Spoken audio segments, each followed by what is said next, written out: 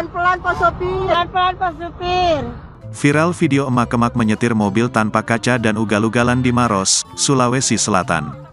Dalam video beredar, terlihat emak-emak memakai mukena putih mengendarai mobil warna hitam. Mobil tersebut tidak memiliki kaca bagian depan dan kap mobil yang penyok. Emak-emak tersebut mengendarai mobil dengan ugal-ugalan seperti buru-buru dan menyalakan lampu hazard. Di sisi lain, terdengar suara perempuan yang merekam aksi emak-emak itu dari dalam mobil yang berbeda sambil tertawa. Sontak, video itu menjadi ramai diperbincangkan para netizen. Dalam video terlihat emak-emak koboi tersebut nampak tidak memperdulikan keselamatannya. Terkesan ugal-ugalan juga membahayakan orang lain. Warganet pun bereaksi dengan berbagai komentar dan kekhawatiran terhadap tindakan emak-emak tersebut. Namun, ada juga yang menanggapi dengan candaan.